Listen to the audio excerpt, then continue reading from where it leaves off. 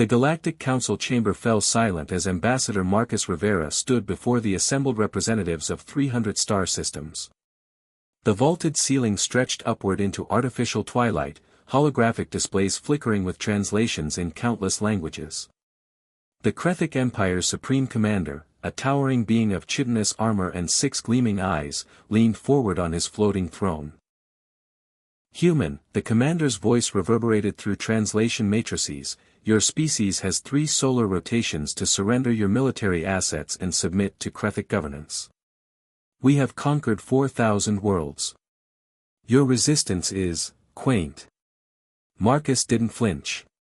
His weathered face remained calm, almost disappointed. Around him, alien dignitaries whispered through various appendages and communication organs.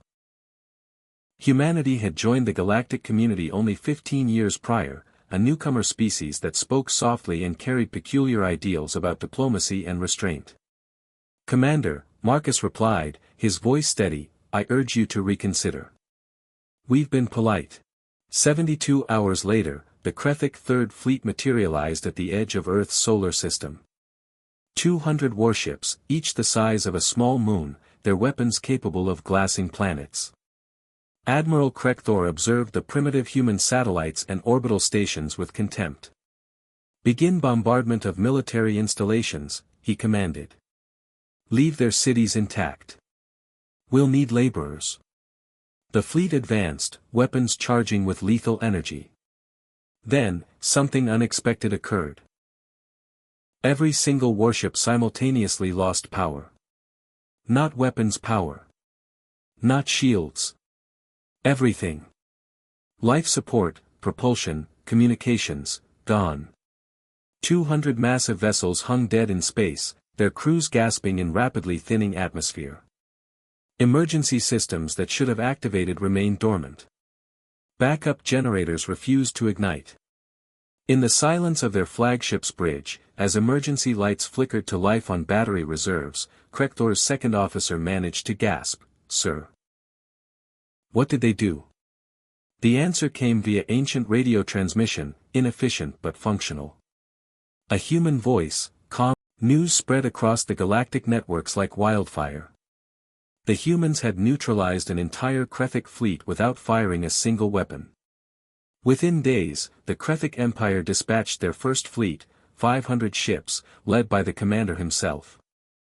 The Galactic Council convened emergency sessions. The Viridian Concordat, a race of cybernetic beings who'd remained neutral for millennia, sent an urgent message to Earth: "How did you penetrate Krethic systems? Their encryption is quantum-grade, their networks are isolated."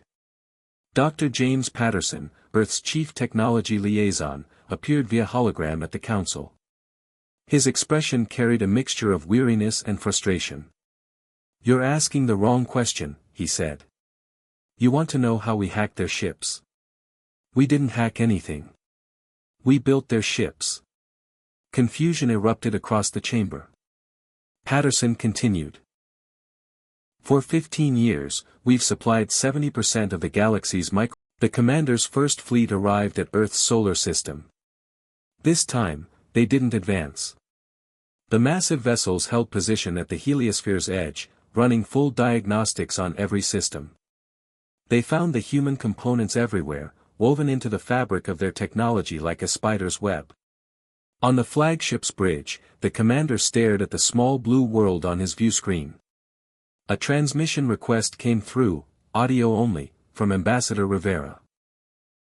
"Commander, you're wondering if we've compromised your life support systems, your artificial gravity.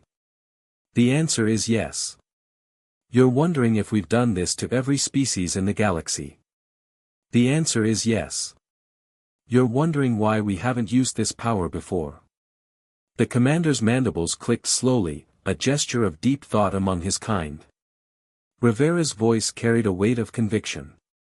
"Because that's not who we are. Humanity learned something your empire apparently hasn't. True strength isn't about domination.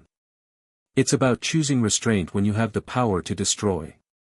We gave you the tools for prosperity, not chains. But we're not fools. We built in safeguards because we know the galaxy has predators. The Krethic First Fleet turned and departed. Within the week, the Krethic Empire issued a formal apology to Earth and requested peaceful trade negotiations. Other aggressive powers across the galaxy suddenly became remarkably diplomatic. The Galactic Council's entire power structure shifted overnight. Humanity didn't demand representation or authority, they simply continued as before, polite and cooperative. But now, everyone understood the truth. The humans had been holding all the cards from the beginning. They'd simply chosen not to play them.